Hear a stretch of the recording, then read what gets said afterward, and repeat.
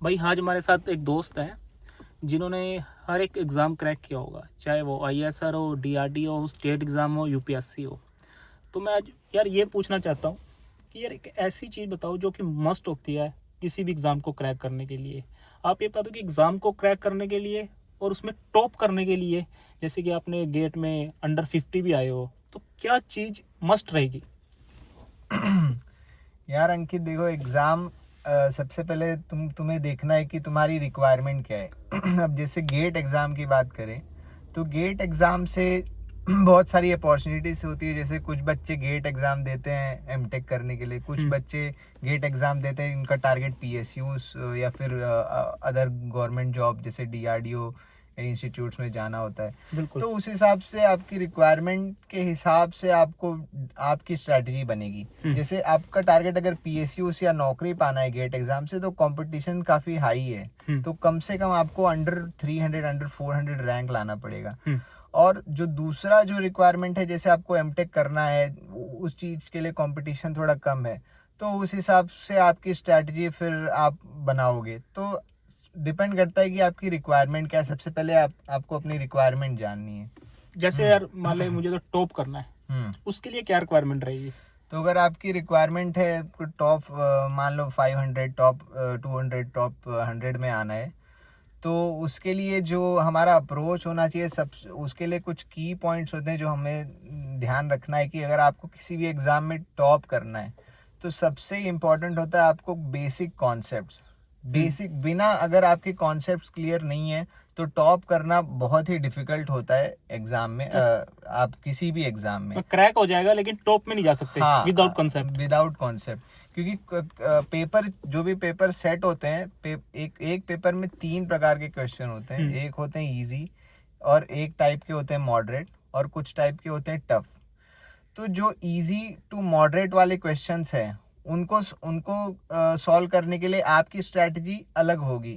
जैसे कि उनको अगर आपको सॉल्व करना है तो आप प्रीवियस ईयर क्वेश्चंस और शॉर्ट नोट्स के दम, ये 2 चीज़ ही सफिशिएंट है। बट लेकिन अब आता है कि आपको वो थोड़े टफ वाले क्वेश्चंस भी क्रैक करने हैं जिससे आप टॉपर की कैटेगरी में आओ।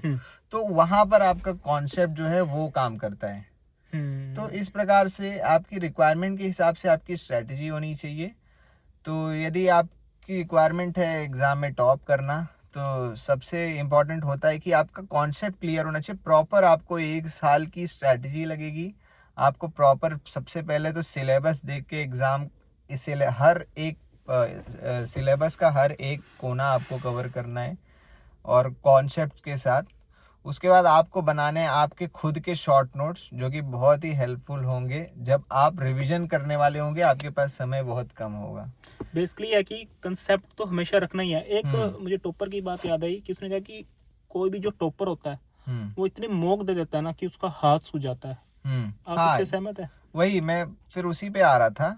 तो पहले जो है मैंने कहा कॉन्सेप्ट, फिर सेकंड आप जैसे कॉन्सेप्ट करते जा रहे हो, फिर आप अपने शॉर्ट नोट्स भी बना रहे हो खुद के।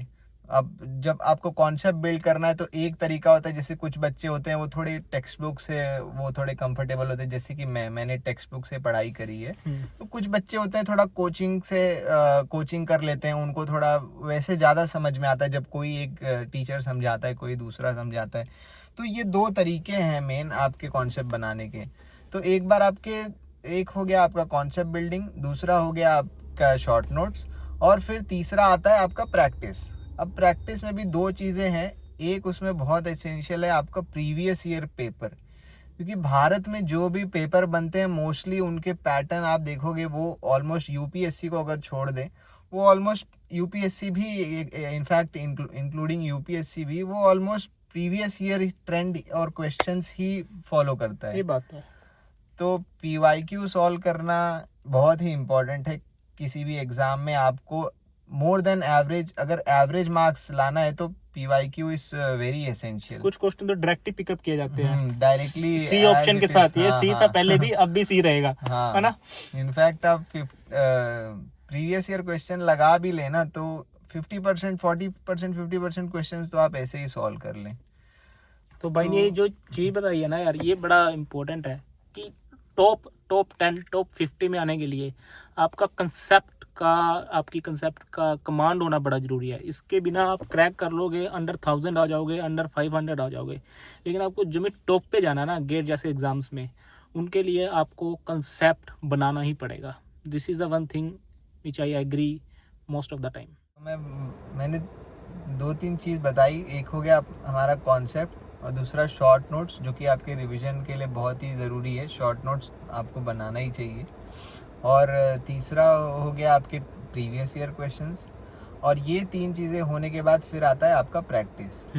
अब आप जितना ज़्यादा प्रैक्टिस करेंगे, प्रैक्टिस से एक चीज़ इंश्योर होगी कि आपके एग्ज़ाम में मिस्टेक होने की जो प्रोबेबिलिटी है वो बहुत कम हो जाती है और स्पीड भी बढ़ जाएगी। एक्चुअली होता क्या है, एग्ज़ाम में आता सबको सब कुछ है, लेकिन निकलता वही है जो सिली मिस्टेक्स और जो मिस्टेक्स को अवॉइड करता है। तो क्वेश्चन सारे सॉल्व कर लेते हैं, लेकिन उन्हीं इजी क्वेश्चनों को बच्चे क्या करते हैं, एग्ज़ाम के प्रेशर में उस समय वो गलत कर देते हैं, सिली मिस्टेक्स कर देते, कोई माइनस नहीं लगाता, कोई कुछ कैलकुलेशन मिस्टेक्स कर देता है। तो ये सब का कारण सिंपल सा है कि प्रैक्टिस। तो एक बार अगर आपने जम के प्रैक्टिस कर ली ना, तो ये जो सिली मिस्टेक्स और ये जो इजी क्वेश्चंस ना कर पाना, ये सारी चीज़ें वो एग्ज़ाम में बहुत ही मतलब ना के बराबर हो जाती है। टू द समरी जो आपने कहा है कि कंसेप्ट को ना प्लस में Short शॉर्ट नोट्स, ठीक है, उसके बाद previous year question and plus mock test आपको टॉप में लेके जाएगा। ये 4 चीज़ अगर आपने इंश्योर कर ली तो ज़रूर तो 100% है कि आप पक्का किसी भी एग्ज़ाम को, जो भी आपकी रिक्वायरमेंट है, आप उसको अचीव कर लेंगे। सिंपल सी ये 4 स्ट्रैटेजी, बस खाली पेशेंस के साथ करना है, बने रहना है। साल भर की, जैसे मैंने बताया कि एटलीस्ट 1 साल तो आपको डेडिकेटेड करना ही पड़ेगा। तो आपको बस बने रहना है और कंसिस्टेंटली जो चीज़ें हैं वो करते रहनी है, तो उससे फाइनली जो है आप अपना गोल अचीव कर सकते हैं। यार भाई की एक चीज़ बताऊँ सबसे बेस्ट, भाई ने विदाउट कोचिंग इतने एग्जाम्स क्रैक किए हैं, कंसेप्ट बना बना के, बुकों से पढ़ पढ़ के। यार इसके बारे में मतलब लोग इतनी कोचिंग ले दे रहे हैं, लेकिन फिर भी कुछ हिला नहीं पा रहे, कोई एग्ज़ाम क्रैक नहीं कर पा रहे हैं तो कुछ सिलेक्शन नहीं हो रहा। लेकिन अपने बिना कोचिंग के मतलब ये मोटिवेशन कहाँ से आया कि यार नहीं मैं खुद से पढ़ के करूँगा? एक्चुअली जब मैं पढ़ता था, जब मैं ग्रेजुएशन में भी पढ़ता था, तो जब रेफरेंस की किताबें वगैरह पढ़ता था, पता नहीं मतलब जैसे वही मैंने कहा, पर्सन टू पर्सन डिपेंड करता है।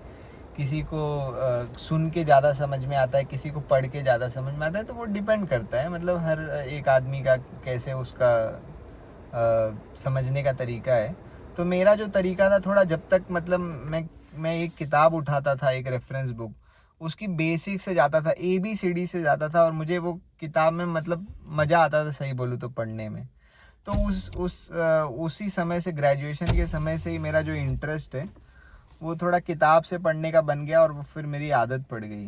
तो मैं ऐसा नहीं कहूँगा कि कोचिंग का मतलब, इनफैक्ट कोचिंग जो है वो आपको एक तरीके से आपका जो समय है जो आप लगाएंगे कॉन्सेप्ट बिल्डिंग में या फिर अपने प्रिपरेशन में, उस समय की मतलब आपको कम समय में वही चीज़ डिलीवर कर सकता है। लेकिन डिपेंड करता है कि कुछ बच्चे होते हैं जो कोचिंग से उतना आउटपुट नहीं ले पाते हैं, लेकिन जो कोर कंसेप्ट बनते हैं वो खुद पढ़ने से ही बनते हैं। हाँ, ये चीज़ तो है। अगर आपने टेक्स्ट बुक से पढ़ी है, तो मैंने भी कई सारे इंटरव्यू दिए हैं, इसरो के दिए हैं, DRDO के दिए हैं, ब्यूरो ऑफ एनर्जी एफिशिएंसी, ऐसे कई इंटरव्यू दिए। लेकिन मुझे एक चीज़ समझ में आई कि टेक्स्ट बुक से पढ़ा हुआ, अगर आपने पढ़ा हुआ है, तो आपका जो कॉन्फिडेंस है इंटरव्यू में, वो एकदम हाई लेवल का होता है। मतलब इंटरव्यू में आप थोड़ा भी कभी नहीं घबराएंगे। और इनफैक्ट अच्छे गेट रैंकर से मैं मिला था जब DRDO का इंटरव्यू देने गया था। और मतलब देख रहा था, वो प्रेशर फील कर रहे थे जब वो क्वेश्चन सुन रहे थे, जब लोग बाहर निकल रहे थे। बट वो प्रेशर मुझे नहीं आ रहा था, क्योंकि वो सब क्वेश्चन सुन के लग रहा था यार, इवन तो मैंने प्रॉपर रिविजन भी नहीं किया था, बट ऐसे लग रहा था यार ये तो बहुत ही बेसिक चीज़ें पूछ रहे हैं, ये सब आंसर ईजिली कर सकता हूँ मैं। तो ये कहीं ना कहीं रेफरेंस बुक का थोड़ा हमें इंटरव्यू वगैरह जो होते हैं उनमें बहुत ही हेल्पफुल रहता है। बट ये है कि समय लगता है रेफरेंस बुक से थोड़ा, बट ठीक है, थोड़ा अगर आप एक्स्ट्रा एफर्ट लगाएंगे तो आपको लॉन्ग टर्म में वो ज़्यादा बेनिफिट करेगा। यार ये वैसा ही है, जितना मीठा पाओगे ना आपकी खीर उतनी ही मीठी होगी। कैसे कि आपने थोड़ा पढ़ा, आपका रैंक आ गया अप टू 20,000, अप टू 10,000, आपने और एफर्ट डाला, ठीक है। और टॉपर बनने के लिए क्या यार, अपने पूरे बुक्स ही पढ़ दी यार। अब सारे जो भी क्वेश्चंस आ रहे हैं, हाँ तो वहीं से रहे हैं, वहीं कंसेप्ट से आ रहे हैं, लैंग्वेज चेंज हो रही है। तो आपने जब सब कुछ ही पढ़ दिया, कॉर्नर भी कवर हो जाते हैं बुक्स में, है ना, कहते हैं ना कि कॉर्नर रह जाते हैं, ये तो तो है। बुक्स के हेल्प से कॉर्नर भी कवर हो जाते हैं। उससे क्या आपकी एग्जाम्स की तैयारी हो गई, साथ साथ में इंटरव्यू की भी तैयारी हो गई। बट एक चीज ध्यान रखना है, जैसे बुक के साथ पढ़ते पढ़ते सबसे पहले जैसे हमको सिलेबस को भी साथ में रखना पड़ेगा, क्योंकि कई बार क्या होता है हम जो नहीं ज़रूरत है उस एग्ज़ाम के लिए वो भी पढ़ लेते हैं। तो सबसे इम्पोर्टेंट है कि आप तैयारी कर रहे हैं तो आपको सिलेबस अच्छे से पता हो। अगर आपके पास एक मेरा सजेशन है कि सिलेबस की प्रिंट जो है वो अपने पास हमेशा रखनी चाहिए, ताकि आप भटके ना, मतलब कि पढ़ते पढ़ते ऐसा नहीं कि जो जीके पढ़ने लगे। यार ये बड़ा इम्पोर्टेंट है यार, मतलब कि जाना कहाँ है और कितने तक जाना है, ठीक है। ये एक क्या होता है कि इंटेलिजेंट पर्सन की निशानी होती है, जो प्रॉपर स्ट्रेटेजी चलता है कि मुझे सिर्फ यहीं तक जाना है, इधर उधर कवर नहीं करना, ठीक है। बिल्कुल मुझे टॉप ये क्रैक करना है, इसका ये सिलेबस है, इस पे स्टिक रहना है, उसको चिपका दो दीवार पे और फिर तैयारी करो यार। इसकी फुल वीडियो आने वाली है जिसमें हम कंप्लीट भाई का इंट्रोडक्शन, भाई ने कैसे +2 की, उसके बाद बीटेक में कैसे किस किस प्रॉब्लम का सामना किया, उसके ऊपर हम जल्दी बात करेंगे। जल्दी इस चैनल पर मैं वीडियो अपलोड करूँगा। तब तक बने रहिए हमारे साथ।